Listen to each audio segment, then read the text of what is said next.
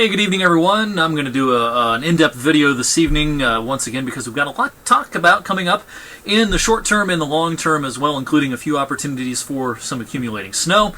And then beyond that, yes, some cold that is going to rival records here across the Youngstown area for next week. Well, let's get right to it as I record this in the 8 o'clock hour p.m. on this Thursday. Overall, pretty quiet weather across most of our viewing area with a scattering of flurries. We've had some local coatings so far today, particularly up in Trumbull County, but accumulations otherwise have been pretty much non-existent. And up to the north, yeah, they're still under a lake effect snow advisory. Lake County, the lakeshore of Ashtabula County, lake effect snow warning for interior sections of Ashtabula County, heading over into Crawford and Erie County, PA. There's already been a lot of snow up in that part of the country, in that part of the region. These are local snow reports. I'm going to highlight just a couple of these here. 12.5 inches as of 7:18 p.m. Mentor in Lake County. That is quite impressive. And then over in Erie County, PA, we've seen upwards of a foot or more worth of snow during the course of the day today. So Interstate 90 has been a real mess east of Cleveland and going right across Lake and Ashtabula County and heading over into northwestern PA. Again, thankfully in our viewing area we haven't had that kind of thing to deal with. Of course, it's cold outside, nothing record-shattering just yet, but this is way below average for this time of the year.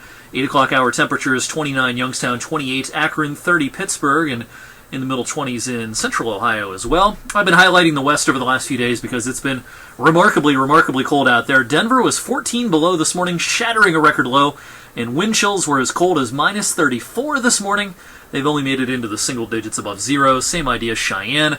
Casper last night was 22 below before midnight. I'm not sure what the eventual overnight low was, but this is just a historic Arctic outbreak for November in many parts of the country. All right, heading into the future, here's Futurecast, our in-house computer model, which is going to take us into Friday morning here. And what's going to happen as we go into our Friday is our lake effect bands are going to take on a little bit more of a northwest to southeast orientation, and that will allow some of these to sneak a little farther south than they did today.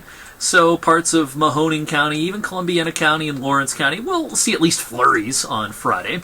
That's the morning. Here's the afternoon. Same idea. These will be real random. Can't really say which backyards they're going to hit and which they won't. Lake effect tends to be very random and has a mind of its own sometimes. So if you get under one of these decent bands on Friday, you could pick up a quick half an inch worth of snow, and the visibility could be reduced, and you could be dealing with some slick spots on the roads. But then you go a mile to the east or west or north or south, and absolutely nothing is happening. That's just the way it's going to kind of be during the course of Friday and into parts of Friday night. By Saturday morning, nothing more than a leftover flurry or two, and then see that area of high pressure off to our south. It's going to build in and dry us out for at least a brief period of time. Now, as far as snow accumulations for the rest of Thursday night into Friday night, I think the closer you are to the snow belts, the better chance you have of seeing 2, maybe 3 inches. So now we're talking about primarily the northwestern part of Trumbull County, the northwestern part of Mercer County as well, and even as far south as Youngstown, or even maybe down to 224, Canfield, Boardman, Poland. I can't rule out that someone gets an inch out of this during Friday particularly. I say I can't rule that out because the chances are not real high. It's just, I can't rule that out. A lot of times we're looking at nothing more than candy coatings. Now here we go with Sunday, wee hours of the morning, very late Saturday night, Sunday morning. Quick moving little wave of low pressure is going to push past, and I think this will produce some light snows. It's not going to add up to much, but the timing on this is not great in that if you're up early Sunday morning, I suspect there's going to be some places that pick up a coating to an inch out of this, and because of the time of day it's falling, could cause some slick spots if you are out and about early on Sunday. Sunday afternoon looking largely dry, and that includes up in Cleveland for the Browns game, which is going to be cold. All right, let's head into next week, and what I'm going to do here is show you the European computer model, one of the models we use in the longer range. Now, what it's showing here is the total snowfall between now, Thursday evening, and early next week. So a lot of what you're seeing here is occurring in the next 36 hours, but I want to focus on what may happen early next week on Monday. So keep that in mind. You're looking at total snow accumulations, not for just early next week, but for the late this week period as well. And it just depends on how this low tracks. If it makes a favorable track to the north and east, we're going to get enough to shovel out of this. Now, the European would suggest that we could see 3, 4, even 5 inches out of this in some parts of the area on Monday. Other models, not as robust. Some models showing very little in the way of snow during the course of Monday. So that remains to be seen, but one thing for sure is that we are going to be keeping a close eye on that.